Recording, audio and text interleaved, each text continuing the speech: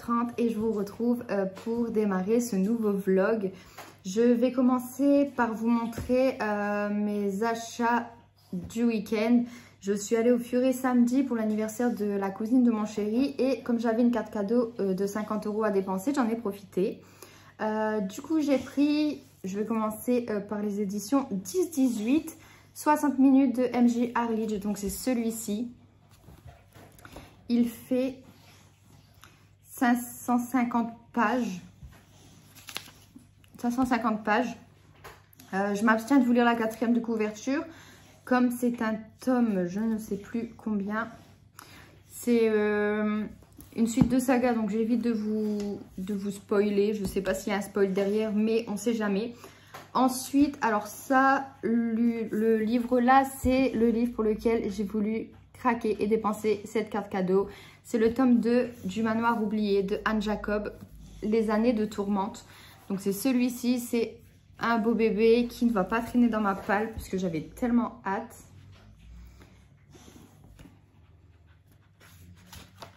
Et il fait 543 pages. Je vais vous lire la 4e de couverture. Allemagne 1993.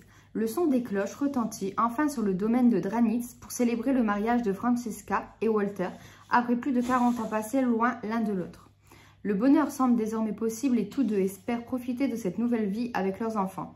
Franziska, aidée de sa petite fille Jenny, est sur le point d'accomplir son rêve de transformer le manoir en hôtel, tandis que Walter renoue petit à petit avec sa fille Sanja. Hélas, la parenthèse enchantée est de courte durée, les travaux s'avèrent plus compliqués que prévu et l'entente devient de plus en plus difficile entre les membres des deux familles. En pleine tourmente, Franziska et Walter parviendront-ils à sauver leur amour et se libérer des souvenirs qui les hantent? Donc ça, ouais, c'est un livre qui ne traînera pas dans ma palle parce que j'avais hyper hâte de me le procurer. Pour le tome 1, j'avais eu un début très compliqué parce qu'il fallait mettre en place le décor. Mais au final, j'ai réussi à me prêter au jeu et j'ai adoré. Après, c'est Anne Jacob et je suis jamais déçue non plus de ses livres. Donc voilà. Et ensuite, alors ça c'est le livre que j'ai vu au dernier moment parce que j'allais partir sur autre chose. En fait, tous les romans Charleston me tentaient. Ils sont tous dans ma wishlist. Du coup, quand j'ai vu celui-ci, j'ai dit non, moi je prends celui-ci. Donc c'est Les secrets des Agapants, Flora et Joséphine de Clarisse Sabart. Je le voulais énormément et je l'ai trouvé. C'était le dernier exemplaire, donc j'ai sauté sur l'occasion. Donc pareil, c'est une belle brique qui fait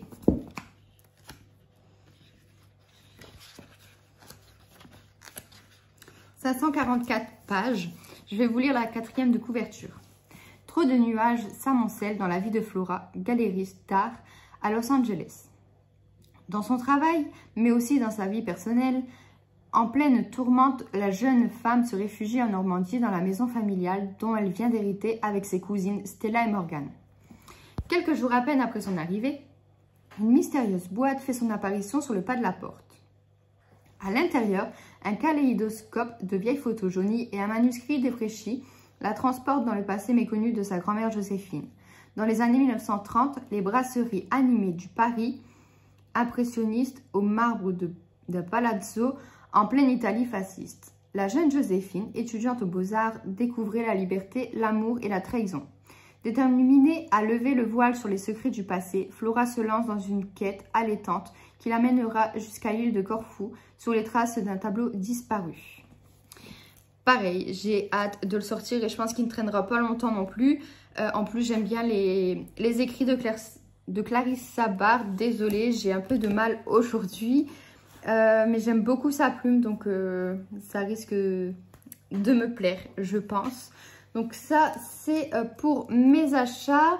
Concernant mes lectures, alors je suis toujours avec le roman de Sandrine Colette, Juste après la vague. Donc c'est celui-ci, j'ai pas avancé, j'ai lu 24 pages sur 340 à peu près. Donc ça, je vous en parlerai plus tard parce que j'ai pas grand chose à dire. Et en fait, j'ai pas avancé dans ce roman parce qu'on a commencé une lecture commune avec les copines du book club sur celui-ci. Donc, Le dernier bal des débutants de Julia Kelly aux éditions Erol.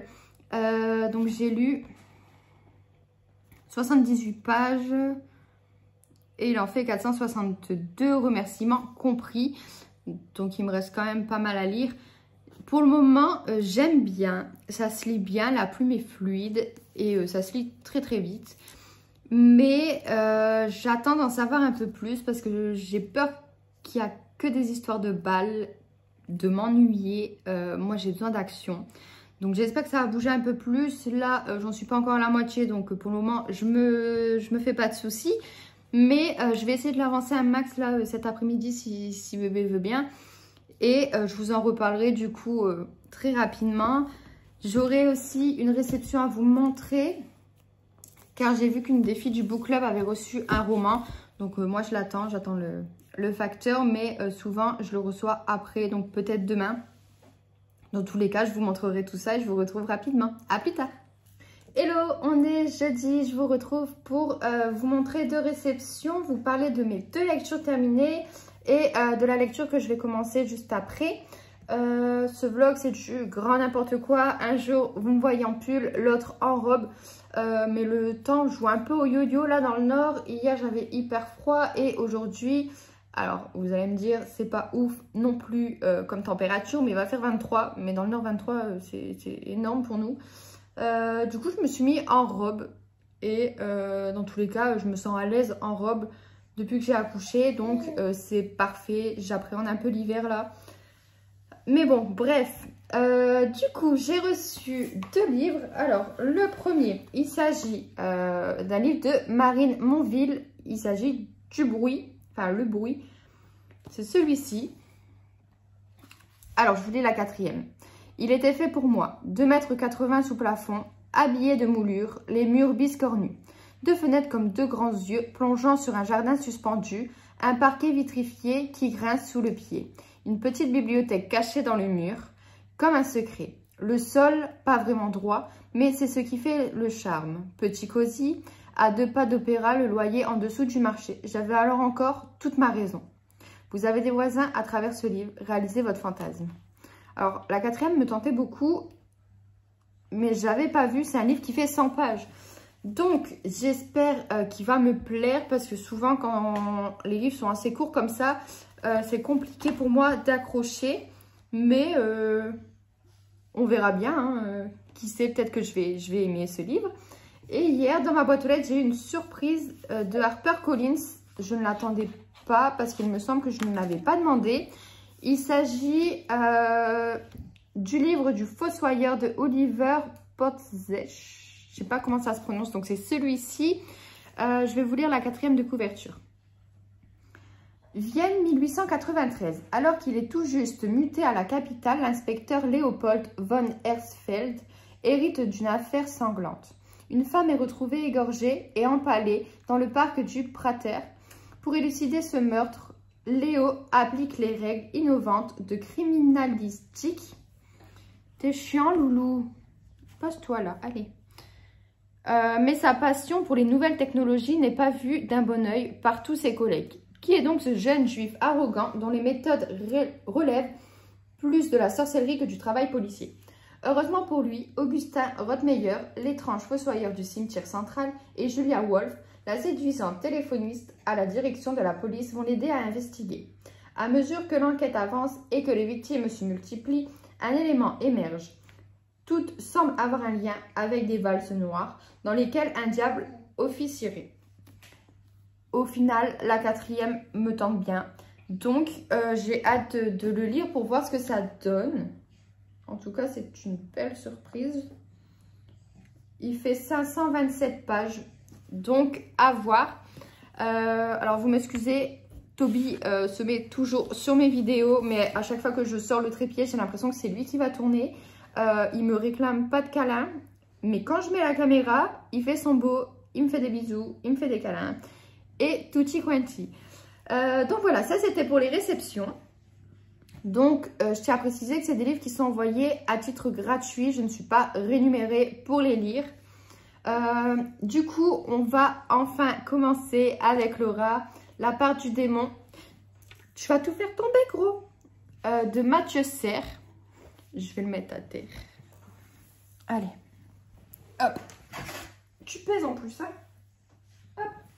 Du coup, je disais, on va enfin commencer La part du démon de Mathieu Serre aux éditions Pocket. Alors, c'est pas dit qu'il remonte pas parce que là, je vois qu'il est en train de chercher comment monter. Du coup, je vous lis la 4e. Une religieuse sauvagement assassinée et mutilée à Paris, ça n'arrive jamais. Pourtant, c'est la première affaire du lieutenant Esperanza Doloria à son arrivée au 36, rue du Bastion. Au couvent où enquête Esperanza et le capitaine Manuel de Almeida, la religieuse est décrite comme un ange. Qui voudrait tuer un ange? Mais un mystère plane autour d'elle. À l'orphelinat où elle enseignait, les enfants semblent terrorisés. Certains prétendent même subir d'horrifiantes expériences. Disent-ils la vérité ou sont-ils manipulés?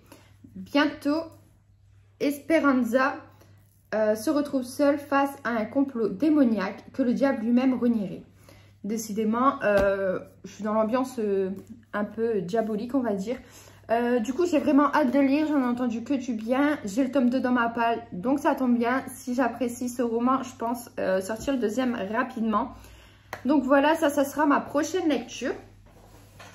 Ensuite, j'ai terminé le dernier bal des étudiantes de Julia Kelly. Donc c'est celui-ci. J'ai pas enlevé le marque-page. Donc je l'ai terminé. Alors, pour vous faire un peu le speech de l'histoire, on va suivre Liliane Nichols, donc alias Lily. Vous allez plus la voir sous le nom de Lily dans ce roman, qui est étudiante, qui rêve d'aller à l'université. Mais, donc on est dans les années 1958, c'est l'année où aura lieu le dernier bal des étudiantes et elle y est conviée. Donc, elle et de nombreuses jeunes filles vont entrer dans ce monde, vont faire des bals, inviter un peu tout le monde et ce sera l'occasion de se trouver un mari. Donc l'ambiance est assez, ressemble énormément à la Bridgerton, mais malgré le fait que j'ai accroché directement à la plume et que j'ai trouvé que ça se lisait très rapidement, je me suis vite lassée. Le problème est que il y a très peu d'action. Je me suis un petit peu ennuyée, c'était un peu trop... c'était tout le temps la même chose, j'ai trouvé que c'était très plat. Donc franchement, ça m'a pas tant emballé que ça, malgré le fait que la plume est très sympa. Après, c'est pas parce que moi je n'ai pas aimé que vous n'allez pas aimer, parce que dans le groupe du book club, la plupart ont adoré ce roman. Je pense que c'était juste pas fait pour moi, peut-être pas le bon moment non plus. Parce que là, moi, je suis un peu dans l'action. Je veux quelque chose qui bouge. Et j'ai envie de lire des thrillers meurtriers où il y a du sang.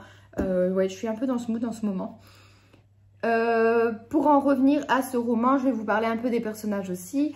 On a Lily. Donc Lily, c'est un personnage que j'ai bien aimé. Mais rien de fou. Je ne l'ai pas trouvé non plus... je me suis pas attachée à elle, en fait, clairement. Même si j'ai quand même bien aimé son personnage. Ensuite, on a Léana, donc c'est une de ses amies.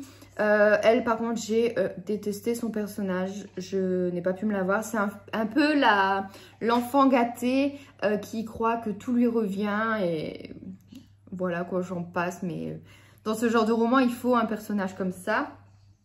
T'es revenu? T'es revenu? Allez. Et pour finir, ce que j'ai un peu, j'ai le moins aimé et que j'ai trouvé que c'était dommage, c'est qu'il n'y avait pas assez de descriptions sur les robes. Moi, j'aurais aimé qu'il y ait des descriptions, m'imaginer la robe, surtout que Lily coud ses robes elle-même. Donc ça, j'ai trouvé ça très dommage. Mais c'est pas grave, je vous le conseille tout de même. Je pense que ça pourrait plaire à plus d'une d'entre vous. Et ensuite, j'ai terminé le domaine de l'héritière de Lucinda Riley qui faisait 608 pages. Alors, ça a été une belle lecture, mais c'est pas mon préféré de l'autrice. Niveau des personnages, j'ai bien aimé. Mais il y en a un qui me sortait par le nez, vraiment, je ne pouvais pas me le voir. Il s'agit du mari d'Emily. Donc Emily, c'est un peu notre personnage principal. Emily, c'est celle qui va hériter du domaine à la mort de sa mère. étant la seule enfant, elle n'a pas de frères et sœurs, donc c'est à elle que revient ce domaine, mais c'est un domaine qu'il va falloir retaper. Et elle va s'enticher d'un homme. Je n'ai même pas les mots pour vous dire, dès le début je ne l'ai pas senti celui-là. Et quand je ne sens pas quelqu'un, c'est jusqu'à la fin, c'est dur de revenir après sur cette décision. Mais ouais, non, j'ai pas aimé. Après, la plume est fluide, ça m'a fait plaisir de retrouver cette plume que j'aime tant. C'est un roman qui est addictif, donc ça ne pouvait que le faire avec moi. Là, je vais essayer de vous poster ma chronique sur Instagram jeudi. Mais dans tous les cas, elle sera déjà postée quand je posterai ce vlog. Et bah voilà, je reviendrai vers vous pour vous parler de La part du démon de Mathieu Le Serre. Et c'est tout. Et c'est trouver mes mots aussi pour la chronique du domaine de l'héritière. Parce que je l'ai terminée hier et j'ai pas eu le temps de vraiment réfléchir à cette histoire, de me remettre dedans et de me dire ah ouais, ça j'ai aimé, ça j'ai pas aimé. Je sais juste que j'ai détesté le mari d'Émilie, que j'ai adoré la plume, j'ai adoré l'histoire, j'ai adoré me plonger dans ce domaine et ouais, elle a réussi à me faire voyager une fois de plus comme d'habitude. Donc voilà, sur ce, moi je vous retrouve plus tard. Je vais essayer d'avancer dans ma lecture. J'ai 2-3 bricoles à faire. Je vais essayer de lire avant de partir à un rendez-vous. Et dans tous les cas, je vous retrouve demain. Hello, je vous retrouve pour clôturer ce vlog, mais pas que. Je vous avais dit qu'il fallait que je vous reparle du domaine de l'héritière de Lucinda Riley. J'ai pu me poser et réfléchir à cette histoire. Donc je m'abstiens de vous faire le speech car c'est déjà fait. Alors déjà très contente de lire La plume de Lucinda Riley que je trouve très fluide et addictive. C'est vraiment une plume que j'aime énormément et c'est pour ça d'ailleurs qu'elle fait partie de mes autrices préférées. En plus, ce que j'aime le plus chez Lucinda Riley, c'est qu'elle maîtrise à la perfection la double temporalité. Et pour en parler, au niveau des personnages, je n'ai pas eu d'attache particulière aux personnages du présent. J'ai bien aimé Émilie mais sans plus. Et son mari, je l'ai détesté comme je vous l'avais déjà dit. Sur la partie du passé, j'ai adoré le personnage. Je l'ai trouvé très forte en plus de ça. Donc c'est vraiment tout ce que j'aime moi chez un personnage. Et j'ai eu un très gros coup de cœur. Je ne vais pas m'éterniser là-dessus car je veux vous laisser découvrir l'histoire du passé. Je vous ai parlé un peu de celle du présent, mais le passé, je voulais que vous la découvriez par vous-même et que ça reste une surprise. Donc voilà, c'est un roman qui est assez addictif quand même si c'est pas mon préféré. J'en garde un très bon souvenir et je vous le conseille très fortement. Ensuite, je suis toujours sur ma lecture commune sur La part du démon de Mathieu Serre avec Laura. J'ai lu 334 pages. Bon, sachant que j'ai un peu avancé dans le chapitre 34, car pour ceux qui le savent, je mets toujours ma lecture papier sur mon téléphone. C'est plus pratique par moment, surtout avec le petit. Donc j'essaie d'avancer le marque-page pour être à jour. Mais là, comme je suis en plein dans un chapitre, je ne l'ai pas encore fait. Bref, le livre, il fait 452 pages. Donc j'arrive sur la moitié là bientôt. Ça donne ça. Et je peux vous dire que j'adore. J'ai vraiment un gros coup de cœur pour cette plume. J'aime trop la lire. Ça tiendrait qu'à moi, j'aurais déjà dévoré le livre. En gros, on va suivre... Alors déjà, on va faire la rencontre de Esperanza, qui est capitaine de police. Et on va rencontrer du coup Manny, qui sera son coéquipier. Ils vont enquêter sur un meurtre. Donc, on va retrouver un corps dans l'eau, sans main. Et on va apprendre qu'elle est enceinte d'une 12aine de semaines à peu près. Et il s'agit d'une bonne sœur. Donc, on va commencer à enquêter. On va aussi être dans l'ambiance un peu monastère. Enfin, tout ça, vous savez, on va rentrer dans ce lieu. On va rencontrer le prêtre et tutti quanti. Donc, c'est très addictif. Ça se lit hyper vite. On veut tourner les pages encore et savoir ce qui va se passer. Donc là, mon objectif, c'est d'avancer quand même un max parce que j'ai envie de le dévorer. Là, il y a la 3e partie, je l'ai vue. Elle est pas très loin. j'aimerais au moins atteindre la 3e partie. Bon, j'arrive pas à la trouver là comme ça. Mais j'aimerais lire au moins une centaine de pages. Et dans tous les cas, j'ai le tome 2 qui est dans ma palle. Donc j'attendrai juste Laura car elle l'a pas encore. Mais une LC va se programmer très rapidement dès qu'elle l'aura en main. Mais je vous en reparle dans tous les cas. Et bah voilà, du coup, je clôture ce vlog. J'espère que vous avez passé un agréable moment en ma compagnie, que je vous ai donné envie de lire certains livres. Et si jamais vous en avez lu, alors dans mes réceptions, dans mes achats ou dans ce que j'ai lu, n'hésitez pas à me dire ce que vous en avez pensé. Et du coup, bah, je vous retrouve la semaine prochaine et je vous fais des gros bisous.